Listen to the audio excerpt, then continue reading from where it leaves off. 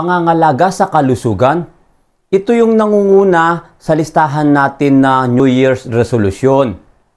Baka pasok sa New Year's resolution mo ito, ka-success. Kaya umpisahan na natin.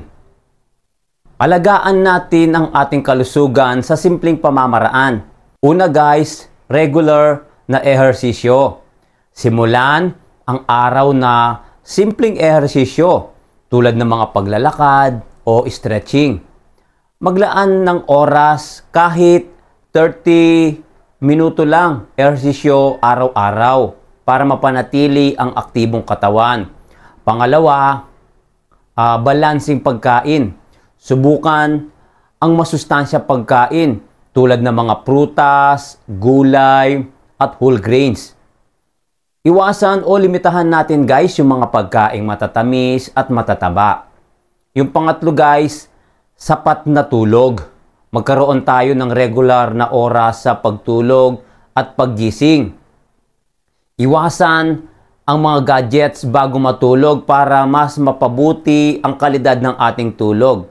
Maganda guys, 1 hour before ka matulog, huwag na tayong gumamit ng gadget. Pang-apat, hydration. Uminom ng sapat na tubig sa buong araw para mapanatili ang tamang hydration ng katawan. Panglima, stress management. Subukan ang mga relaxation techniques tulad ng mga meditation o deep breathing. Maglaan ng oras para sa sarili at magkaroon ng mga hobbies na nakaka-relax. Pang-anim ka-success, regular na check-up. Huwag kalimutan ang mga regular na check-up sa doktor para ma-monitor ang kalusugan. Sumunod sa mga prescribed na gamot o mga suggestion ng doktor.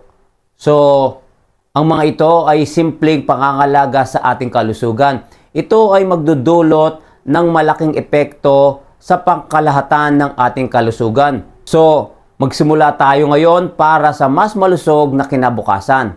So, ka-success, sana may natutunan ka na pwede mong umpisahan ngayong New Year resolution mo ngayong 2024. Maraming salamat sa panonood at see you sa sunod na video natin, which is yung pangalawa sa listahan natin, yung pagsusumikap sa trabaho o karir. Kaya huwag kang bibitaw, abangan mo yon. And thank you and God bless po, ka-success. Bye-bye!